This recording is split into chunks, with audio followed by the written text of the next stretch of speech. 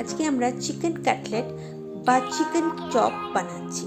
তার জন্য যা যা লাগবে আমি আপনাদের ক্যাপশনে দিয়ে দিয়েছি। আমি চিকেনটাকে আগে বয়েল করে নিতে হবে, তাই জন্য আমি প্রেশার কুকারে চিকেনটা দিয়ে দিলাম। তার সাথে ককোয়া, রসুন আর গোটা গরম মশলা দেবো। আমি একটু লবণ দিয়ে সেদ্ধ করে নেব। আমাদের আলু সেদ্ধও লাগবে, তো এর সাথে আমি আলুটাও দিয়ে দিতে পারি সেদ্ধ করার জন্য, বা আলাদা করে আলুটাকে সেদ্ধ করে নিতে পারি।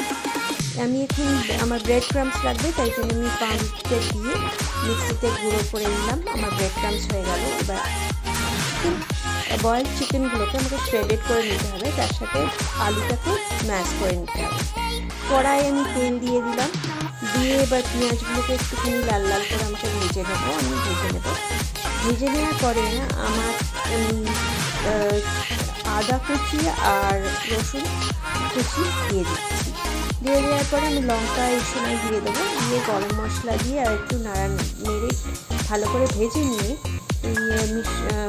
মশলাটাকে আমি শ্রেডেড চিকেন আর আলু সেদ্ধ যেটা করে রেখেছি সেটা একসাথে মিশিয়ে দেবো। এবারে কসুরি মেথি আমি দিয়ে দিলাম এতে, ভালো গন্ধ হওয়ার জন্যে। একটু লবণ দিচ্ছি এখন, আর রেড চিলি পাউডার আর চিকেন মশলা যেটা আছে সেটাও আমি দিয়ে দিলাম, এতে টেস্টটা ভালো হয়। নিয়ে কষিয়ে আমি মশলাটাকে তৈরি করে ফেললাম ভালো করে ভেজে। এবার আমার ডিমটা ভেঙে নিতে হবে, পুরো ময়দা নিতে হবে।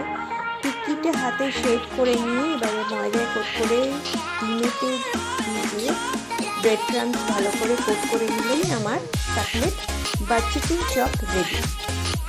এই চপগুলো আপনারা অ্যাজ আ বার্গার প্যাটি ব্যবহার করতে পারেন। বাচ্চাদের টিফিনের জন্য খুব ভালো হয় এগুলো খেতে, এমনিতেও খেতে খুব ভালো হয়। নিয়ে যদি সার্ভ করেন খুব ভালো লাগবে। আর প্যাটি হিসেবে অ্যাজ আ বার্গার প্যাটি হিসেবে যদি ব্যবহার করেন সেটাও খুব ভালো লাগতে পারে। তো আমার এই ভাজা হয়ে গেল দুটো চপ।